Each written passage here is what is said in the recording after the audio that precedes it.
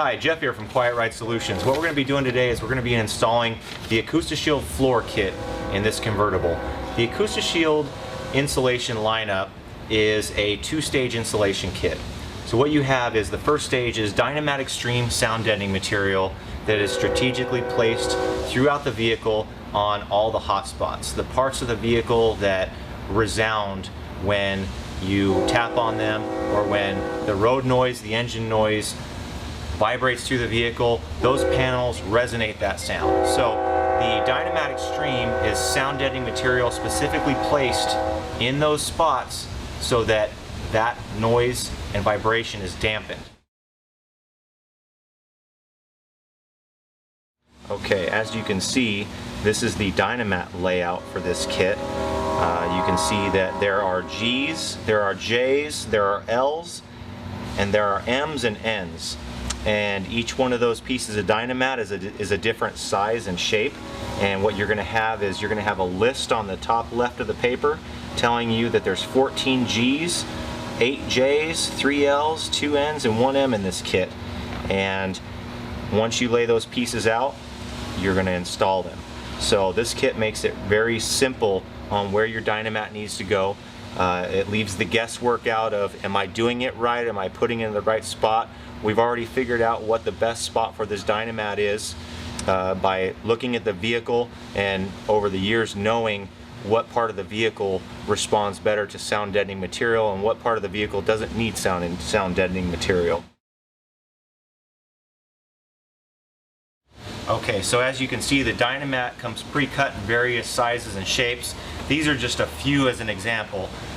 We must have anywhere from 15 to 20 different sized Dynamat pieces that go in these kits, and the instruction sheet will have the letter corresponding to each Dynamat piece. As you can see, this is what we call a J, and this is a piece of Dynamat meant for a more compact area where there's structural ribbing around it, or a very compact area of the vehicle that this is placed on. This is what we call a G. It's the 2-inch wide longer strip. Here's in what we call an E. It's a larger panel meant for a bigger flat surface, and you'll have multiple pieces of each specifically for the kit. The Dynamat is paper backed, it's self-adhesive, so you do not need a spray adhesive for this. And as you can see, what you do is you peel the paper backing, and it's very sticky. Dynamat is inherently sticky through and through, so once you get the paper backing off, you're good to go. But sometimes, as you can see, it can be a bit of a bear to get that first tab going. So once you get that paper peeled back, you can see it's very sticky. Okay, so the installation instructions is going to tell you how to lay out your Dynamat kit, get all those pieces positioned. You can even peel the paper backing, fold it back before you lay it down, and when you set that piece in place according to the instructions, lay them all out and then pick them up one by one, peel the paper backing off, set it back down, use your Dynamat roller included in the kit, roll it down, and move on to the next piece.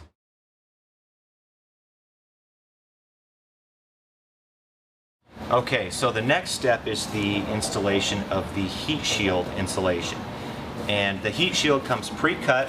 It's been patterned for the vehicle. It's vehicle and application specific. So this is not a generic one-size-fits-all kit. This is not a partially fit kit that you have to trim to fit. This is not a universal kit. This is an application, make, model, year specific insulation kit. So you do not need to worry about getting something that you pay money for and you have to spend a bunch of time and effort trying to make it fit. This kit has been patterned for the vehicle that you are purchasing it for. You can see, like I said earlier, the pieces can be quite interesting shapes, and once they start laying in the vehicle and position, all these pieces are notched and relieved for reasons. There's a feature in the vehicle that necessitates the reliefs and cutouts because it does go around all those features. This kit is meant to fit perfectly.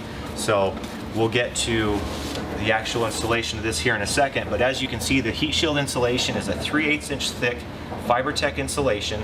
This has an R value of about 16.4. If you want to be exact, it's 16.39 by the MSDS sheet, but what's a couple tenths, right? 16.4 R value. It's a very, very high R value for the thinness of this insulation, roughly equivalent to about 5 inches of pink fiberglass insulation, if you want to put that in an equivalent so you can get an idea. So you have a very good insulative value in this thin package, and it has an aluminized surface. There's a grid string reinforced sewn through it. You can see the insulation backing. It's blue in nature, in consistency. It is a cotton fiber insulation.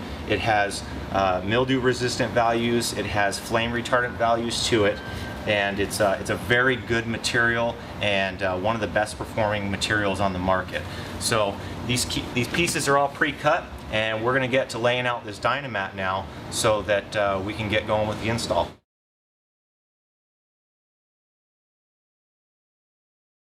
Okay, so what I've done now is I've positioned all my Dynamat.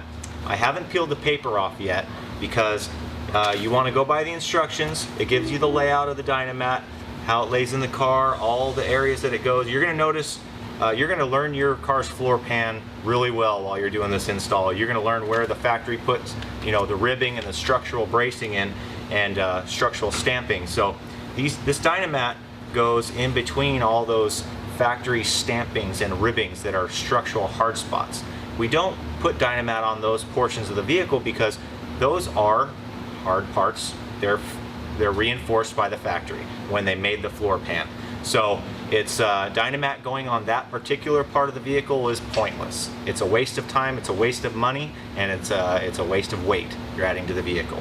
So we've laid this Dynamat kit out by the instructions. I just followed these. It's almost like a paint by numbers. You're painting by letters.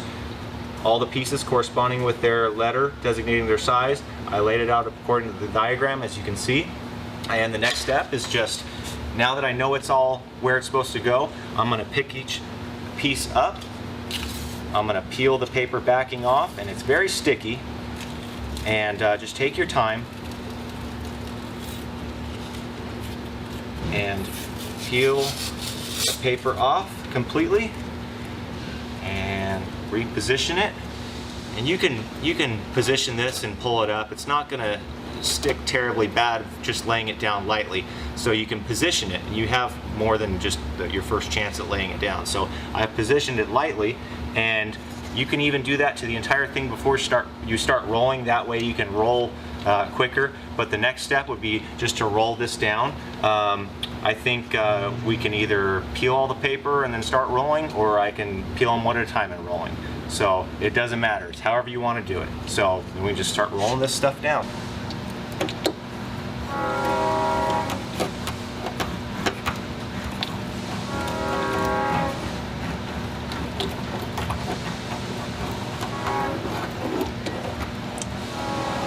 Alright, so that piece is installed, and we're just going to move on to the next piece. Peel the paper backing off, discard the paper, lay it back in its spot you had it positioned in, and then roll that one down as well. It doesn't take too much force to roll this stuff down, just normal application. You don't have to press down too terribly hard. And let's get the rest of this stuff in, okay?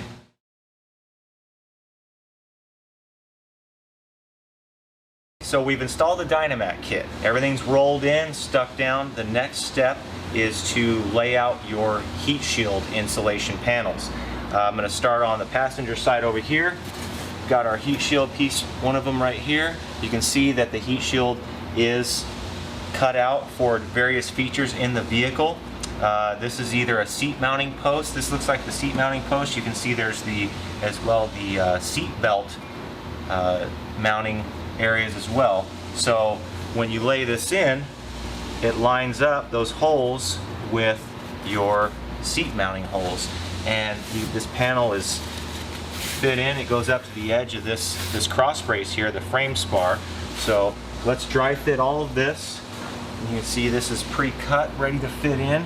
It even has the notches for, there's two holes right here, probably the front of the where the seat mounts down, and lay that piece in, and it's starting to come together pretty easy now. I can actually start seeing a vehicle come through. So lay this piece in, that all lines up, and once you have all of your heat shield laid out, there's going to be a center driveline tunnel heat shield insulation parts that lay in here, and let's get those laid in next. We'll just move across. So this is the last piece going down just to dry fit the kit. As you can see, this insulation has been cut for the seat belt mounts on both sides. That way there's no guesswork on your end. You don't have to try and cut those out yourself. And everything's cut, ready to install, and you won't have any problem putting all your interior back in. So now that we've got this laid out, you can see that these seam together perfectly.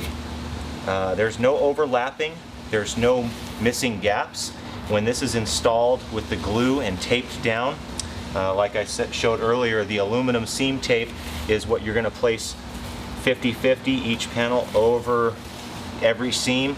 And when that's glued in and taped over, what you have is a seamless insulation kit that is completely conforming to the floor of your vehicle. And all right, let's get to gluing this stuff in. We've got this all dry fit. The next step is to, one by one, you know your position, one by one, pick up the piece, flip it over, and you're going to want to spray the back side of the insulation. This is a contact spray adhesive. What that means is you need to apply a coat of this glue to the back side of the insulation, and then you're going to pick this piece off, set it off to the side, and you're going to apply a coat to the body panel, floor pan, roof, skin, wherever you're going to apply the insulation to, because the two coats on both panels are going to make it bond. So what we're going to do is spray this back side of the insulation, and it goes down in a even spider web, kind of a fan, directional spray. It is directional, it's not just a mist, so you're not going to have a lot of overspray. Nice even coat. Set this off to the side, face up, mind you, the part that you just sprayed. And then next step is to spray the panel where that place is going to go. So you want to spray this side evenly as well.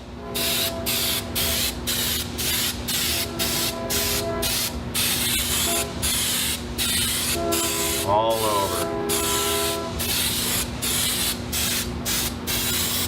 And that's good. And then what we're going to do, we're going to pick this back up. This is slightly tacky, it's not coming off on my hands, but you can tell that the glue is still moist. It's not sticky to the touch, and it's not going to get liquid all over your fingers. It's mostly dry already, but what's going to happen is when these two surfaces meet, it's going to stick down. So remember where you line this up, because those mounting posts for your seat, I'm using that as my guide because that's the easiest feature to see right there, and the edge of the floor pan right there. You can lay it in very lightly at first to get your positioning just right, and if you have to, you can pick it up and readjust it. It's very easy to do. Just don't press down until you have it lined up just right. Looks like we have that lined up just right. Press down with your hands all the way over. All over. And this insulation piece is on. Continue that step for the rest of the pieces, picking them up one at a time, spraying the glue, repositioning just how you picked it up, and you'll get this done in a pretty quick amount of time.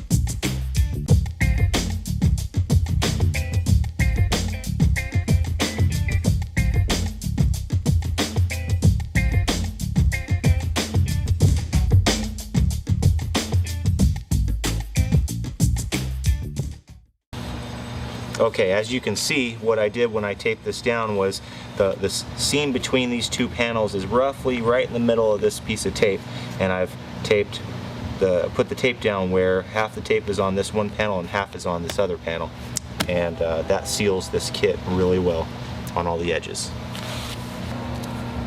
Okay, pro tip for you. One thing I found doing installations is always leave some tape hanging off the paper.